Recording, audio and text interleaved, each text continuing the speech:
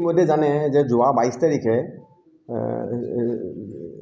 মুকুল কাথাৰ তেখেত secretary Karbi Anglong autonomous কাউন্সিলৰ secretary তেখেতৰ বিৰুদ্ধে এখন এজাহাৰ দিছিলে চেংপি তেৰংপি নামৰ এগৰাকী মহিলা তেখেতৰে সিষ্টাৰ ইন ল যে তেখেতক এছল্ট কৰা বুলি সেই সম্বন্ধে 22 তাৰিখে এখন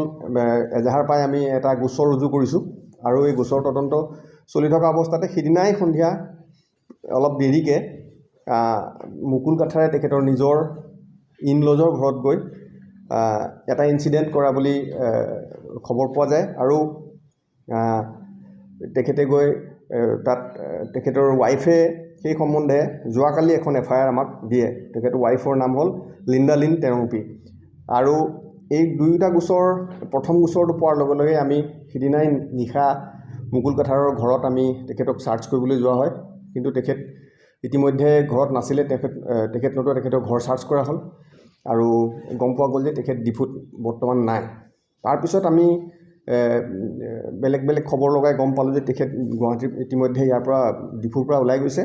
আৰু আমি তেখেতক কৰায়ত্ব কৰিবৰ কাৰণে বেলেগ বেলেগ ধৰণৰ প্ৰচেষ্টা আমি অব্যাহত ৰাখিছোঁ আৰু যিটো তেখেতে ৰিভলভাৰ ব্যৱহাৰ কৰিছিল তেখেতে ফায়াৰ কৰিছিল সেই ৰিভলভাৰটো আমি ইতিমধ্যে জব্দ কৰিছোঁ তেখেতৰ ঘৰত আমি পাইছোঁ উদ্ধাৰ কৰিছোঁ আৰু তদন্ত অব্যাহত আছে আৰু কিবা ইয়াৰ বিগত অনাগত সময়ত কিবা যদি নতুন তথ্য আহে আমি আপোনালোকক জনাম ৰেপ কৰা বুলি দিছে আৰু এটা ফায়াৰ কৰা বুলি দিছে এক ৰাউণ্ড ফায়াৰ কৰা বুলি দিছে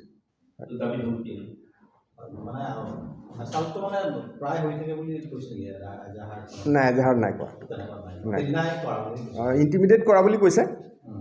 এছল্ট ফিজিকেলি কৰা নাই ইণ্টিমিডেট কৰা বুলি কৈছে আৰু এক ৰাউণ্ড ফায়াৰ কৰিছে মাটিত আৰু আমি সেই বুলেটটো উদ্ধাৰ কৰিছোঁ ইতিমধ্যে ফায়াৰ বুলেটটো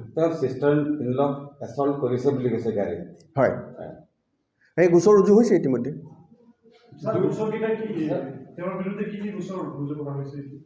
তেওঁৰ বিৰুদ্ধে গোচৰ ৰুজু কৰা হৈছে আপোনাৰ Diphu PS case number 43/23 under section 341 323 506 IPC আৰু যিটো পিছৰ গোচৰ ৰুজু হৈছে সেইটো Diphu PS case number 44/23 under section 447 294A 506 IPC read with section 25(1A)/27 Arms Act হয়